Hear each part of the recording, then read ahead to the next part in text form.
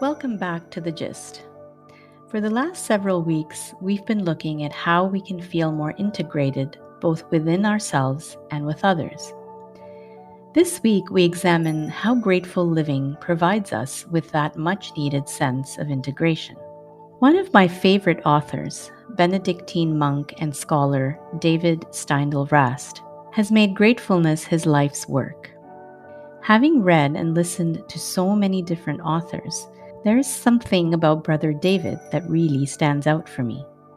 Perhaps it's his simple but eloquent words, the warmth and humility he exudes, or the depth of his wisdom. Whatever it may be, I find his ideas on gratitude very nourishing and very accessible to all of us, no matter our age, race, or culture. Brother David believes that gratitude goes beyond thankfulness for our worldly possessions or feeling happy when life is easy. He sees gratefulness as an orientation towards life that we carry with us through all its ups and downs. This is why he prefers the term grateful living, because he sees it as a stance we take, a choice we make. He points out that grateful living doesn't mean that we can be grateful for everything in our lives or in the broader world. Certainly, when life presents us with difficult circumstances or when someone hurts us, it's not possible to be grateful. Nor is it possible to feel gratitude for all the pain, suffering, and injustice we see in the world. But he proposes that it is possible to feel grateful in each moment for the opportunity that moment presents.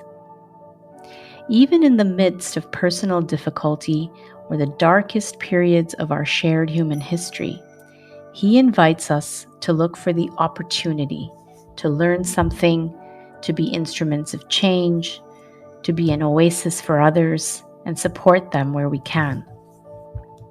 He proposes that this kind of gratitude grounds us deep within ourselves and allows us to connect more easily with others because we become less angry, less fearful, and more open to learning and helping.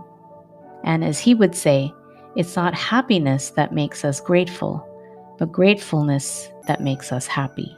Brother David speaks a lot about fear, which he also distinguishes from anxiety.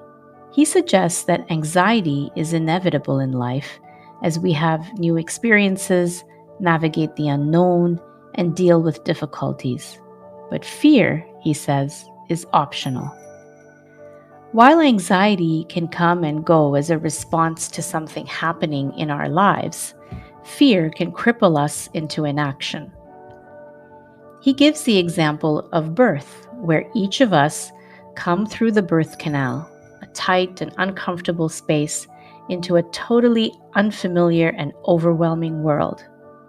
But the only way we survive is to trust the process, to keep moving through the experience, anxiety and all. If in that moment fear paralyzed us, we would never be born, nor go on to experience the fullness of our lives. Steindl-Rast also believes that fear is what stops us from feeling more connected to others. He believes our competitive, hierarchical structures may have been useful over the course of human history, but are not serving us as well anymore. He thinks the world must move more towards a network approach to human interaction. This concept is at the core of the community he has established, called the Grateful Living Network. Using the power of the internet, Brother David and others working with him have connected millions of people around the world through his simple, secular practice of grateful living. The more we can see our human commonalities and our fundamental equality, rather than our differences, the more we can relate to each other harmoniously and work towards an integrated world. One in which we cannot go on treating others as adversaries, use violence to solve problems, or keep consuming resources as if they were limitless.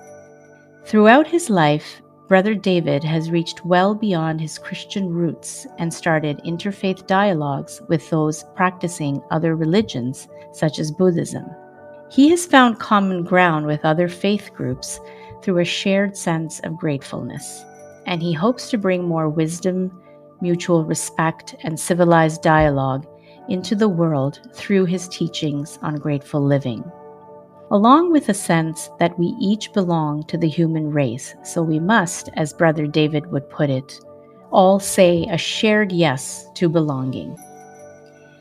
If you want to learn more about Brother David and his work, you can go to gratefulness.org or read his many books, including Gratefulness, the Heart of Prayer. You can also try one of his many videos on YouTube, including his wonderful TED Talk.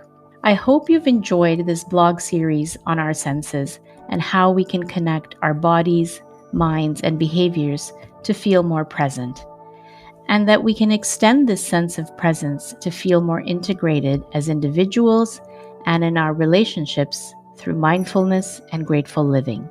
We'll be back after a short break to kick off our fall blogs and podcasts. Until then, wishing you all well as you continue to explore your world within and without.